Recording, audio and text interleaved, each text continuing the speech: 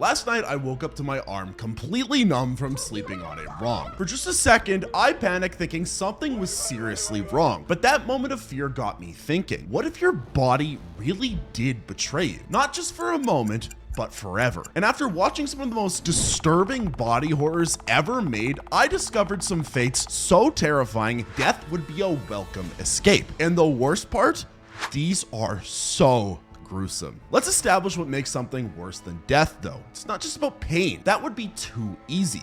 No, what we're looking at here is the complete destruction of identity, autonomy, and humanity, while being fully aware of every excruciating moment. Think about it.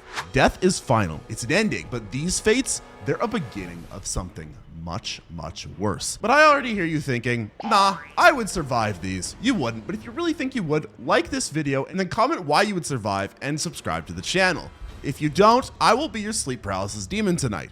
That is a promise. Let's start with what might be the most infamous example of body horror in modern cinema. The human centipede isn't just disturbing because of its premise, though trust me, that is bad enough. What makes it truly terrifying is the methodical medical approach to dehumanization. Dr. Hyder isn't some masked slasher. He's a surgeon, someone society trusts to heal people, but instead of healing, he uses his skills to create something that strips away every shred of human dignity. Imagine being conscious, aware, but completely unable to speak or move independently. You're not just trapped in your body, you're trapped in a mockery of what a body should be. I guess you could say it really gives a new meaning to following someone's lead. What makes this worse than death isn't just the physical horror, it's the psychological torture of becoming a literal segment in someone else's twisted vision. Your identity, gone. Your autonomy, destroyed. Your humanity, surgically removed. But if forced surgical modification makes your skin crawl, our next entry might make you never want to record a podcast again. Trust me, what happens to this guy makes the human centipede look like a children's story. Kevin Smith is known for comedy, but with Tusk, he created something that haunts viewers long after the credits roll. The transformation of Wallace into a walrus isn't just body horror, it's identity horror. Think about it. You're not just being physically changed, you're being systematically broken down and rebuilt into something that isn't even human anymore. Your mind stays intact while your body becomes a prison of flesh and surgical modifications. At least with death, you get to die as yourself. But Wallace, he has to live as something else entirely. Something that can't even scream properly anymore. Can you imagine being so terrified that you want to scream, you're trying to scream, and just nothing comes out? You know, for being a walrus, I guess you could really say this kind of puts the pod in podcast. I hope I don't become a walrus one day. The true horror isn't just the physical transformation. It's the methodical way Howard Howe breaks down Wallace's humanity. He doesn't just want to change his body. He wants to erase who Wallace is completely. But if you thought those transformations were bad, our next entry takes body modification to an entirely new level of psychological torture. The Skin I Live In isn't just about changing someone's body. It's about completely erasing their identity while keeping them conscious for every painful moment. Imagine waking up one day to find your entire body has been rewritten, not just surgically altered, but fundamentally changed at its core. Every time you look in the mirror, you see a stranger, but the worst part, you remember exactly who you used to be. Dr. Ledgard doesn't just want to change his victim's appearance. He wants to trap them in a living prison of flesh, a prison they have to live in, breathe in, and exist in forever. What makes this fate worse than death is the perpetual nature of this torture. Death has an ending. This is the beginning of an endless nightmare. Every morning you wake up to a body that isn't yours, in a life that isn't yours, with no escape except a mind that won't let you forget who you really are. You are literally forced to be this man's dead wife. If you think surgical modification is the way to lose your humanity, our next movie might change your mind, because sometimes the most terrifying transformations are the ones that happen slowly, right in front of our eyes. The Fly isn't just body horror. It's a masterclass in watching someone lose their humanity piece by piece. Seth Brundle's transformation isn't instant. It's slow, methodical, and worst of all, he's aware of every single change. In fact, he's almost excited about every single change. Imagine watching parts of your body just fall off, but instead of dying, something new and horrifying grows back. But your mind stays sharp enough to document every grotesque detail of your transformation, but you're powerless to stop it. What makes Brundlefly's fate worse than death is the lucidity. He's not just turning into a monster, he's documenting his own descent into monstrosity. He's writing his own horror story while living it. And you know, I guess you could say he got really caught in his own experimental web.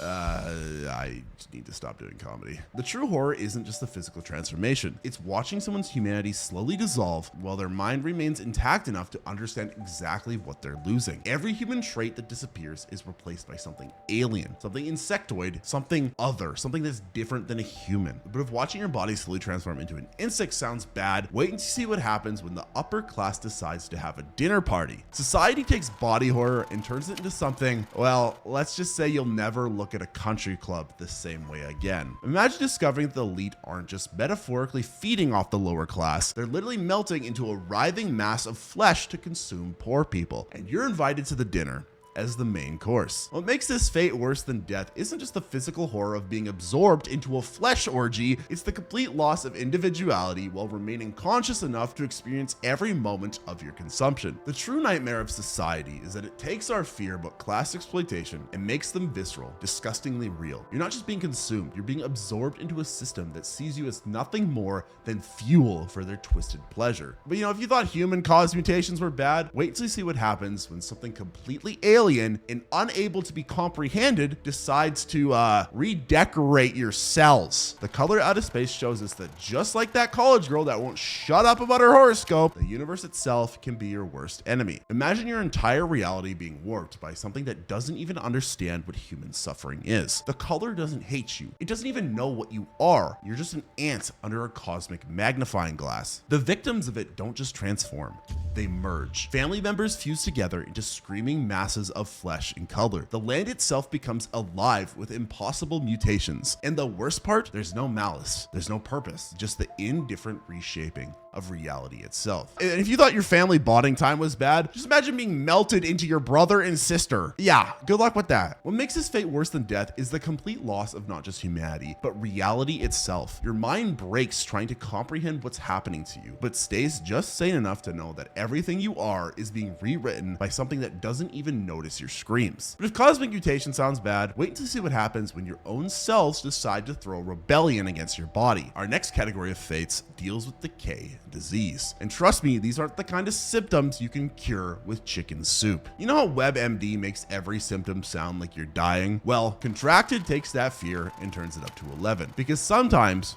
dying isn't the worst part. It's the way you decay while you're still alive. Imagine watching your body literally rot away in real time. Your teeth falling out during dinner, your eyes clouding over while you're looking in the mirror, and the cherry on top of this decomposing sundae, you're fully aware and can feel every single moment. What makes this worse than death isn't just the physical deterioration. It's the social isolation of going through this. You're basically experiencing your own funeral while you're still breathing. Every horrified look, every person backing away, every mirror becoming your worst enemy. But if you thought regular decay was bad, wait and see what happens when a parasite decides to renovate your entire body without consulting you first. Because Splinter shows us that sometimes your body doesn't just betray you, it becomes a weapon against everyone and everything you love. Picture this. Your bones start breaking themselves, reforming into impossible angles. Your joints twist backwards, and the whole time, you're not just aware, you're feeling every single crack and snap. The real horror isn't just the pain. It's watching your body become a puppet for something else that has malicious intentions. Something that's using your own flesh and bones to hunt down the people that you care and love. And you think you probably have bad joint problems. Imagine being forced to use your joints as weapons. But if being a parasite puppet sounds rough, our next entry might make you never want to visit a morgue. Not that you're planning to, but still. The Autopsy of Jane Doe shows us that sometimes death isn't the end of suffering. Sometimes it's just the beginning. Imagine being trapped in your own corpse, conscious, aware, feeling every cut, every probe, every examination. But you can't move, can't scream, and you can't even blink. You're literally trapped in a dead body that won't let you die. What makes this fate worse than death is that it is death, but with a twisted catch. You get all the horror of being a corpse with none of the peace that's supposed to come with it. It's like being buried alive, except you're dead, but you're alive. The true horror isn't just the physical imprisonment, it's the internal nature of the torment. Centuries of awareness, centuries of feeling every violation of your corpse, centuries of being studied and cut open again and again. But if eternal corpse consciousness sounds bad, wait and see what happens when someone decides to keep you alive specifically to torture you, because our next section deals with deliberate torture. And trust me, these are not your typical horror movie kills. You know how they say love hurts? Well, Addition takes that saying and turns it into something that'll make you never want to date again. Because sometimes the most terrifying monsters aren't the ones hiding under your bed, they're the ones that you're going out on a date with. What makes this fate particularly nasty isn't just the of physical torture. It's a psychological buildup. Imagine falling in love with someone only to discover they've been auditioning for the role of your personal torturer. Acupuncture needles, piano wire, these are just tools of torture. They're instruments in Asami's weird band class of suffering, and she makes sure you stay conscious for every single annoying note. What makes this worse than death is the intimacy of it all. This isn't just some random killer. This is someone who got to know you, understood your vulnerabilities, and is using that knowledge to craft a personalized nightmare. Death would be merciful, but mercy isn't in Asami's vocabulary. The true horror lies in the methodical nature of the torture. Each cut, each needle, each wire, all precisely placed to cause maximum pain while keeping you alive. Because death isn't the goal here. Suffering is. So what have we learned about body horror? Well, for one thing, maybe being ghosted on dating apps isn't so bad after all, because it could end a lot worse. But seriously, these films tap into our deepest fears about identity, consciousness, and the fragility of our existence. They remind us that sometimes the scariest monsters aren't the ones that are trying to kill you, they're the ones that keep you alive to experience something far worse. And maybe that's why we're so fascinated by them. In a world where we're constantly trying to preserve our humanity, and in film where we're constantly met with death, these stories show us how quickly all of that can be stripped away. If you managed to make through this list without losing your appetite or puking, congratulations. Drop down in the comments what your favorite body horror movie is, and like the video and subscribe, and then check out this video on screen right now, because these are a ton of horror movies that you have zero chance surviving against. You'll love this video.